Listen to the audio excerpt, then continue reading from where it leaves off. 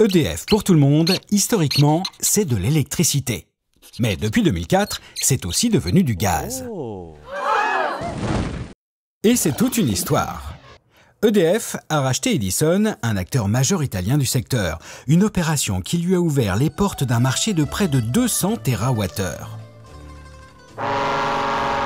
Alors, 10 ans plus tard, où en sommes-nous? Et surtout, comment fait-on pour fabriquer des offres de gaz attractives? Aujourd'hui, la direction commerce a pour le gaz deux grandes catégories de clients, en fonction de leur consommation. Pour ceux qui consomment moins de 300 MWh, et ils sont plein, une partie du gaz est fournie par le structureur. Oui, pas d'inquiétude, on va bientôt vous expliquer ce que c'est, et une autre est achetée sur le marché. Pour ceux qui consomment plus de 300 MWh, là c'est très simple, on se source sur le marché. Le prix du gaz fourni par le structureur est soumis à une formule assez complexe, fixée par l'autorité de régulation de l'énergie, la CRE. Et comme depuis peu, cette formule est indexée à 60% sur le hub gaz, ça permet à EDF d'être compétitif pour ce type de client. Revenons à notre ami le structureur. Le structureur. Mais au fait, c'est qui? Alors concrètement, ce pôle de 7 personnes, créé en 2010, gère le portefeuille gazier du groupe pour toute la zone Nord-Ouest Europe. Il est l'interface entre l'entité qui fait les approvisionnements long terme et les services qui ont des besoins, principalement commerce.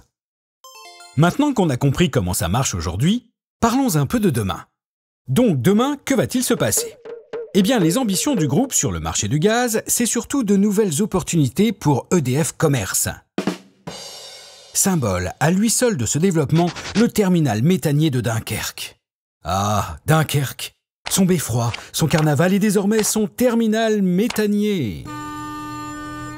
Cette infrastructure, dont l'ouverture est prévue pour 2016, c'est un élément déterminant dans le cycle GNL où le gaz est transporté par bateau sous forme liquéfiée. EDF peut ainsi se positionner comme un opérateur totalement intégré face à ses concurrents, exactement comme il l'est sur l'électricité, et s'affranchir plus facilement des éventuelles évolutions des prix de marché s'ils venaient à monter. Et ce n'est qu'un début. EDF a signé cet été un accord avec une filiale américaine du groupe Cheniere Corpus Christi Liquefaction pour exploiter une partie de sa production. Comme ils sont composés majoritairement de gaz de schiste, ces futurs approvisionnements s'annoncent ultra compétitifs. Et ils permettent de faire soit de la marge, soit de la conquête de nouveaux clients. EDF, le leader de l'électricité et de toutes les énergies.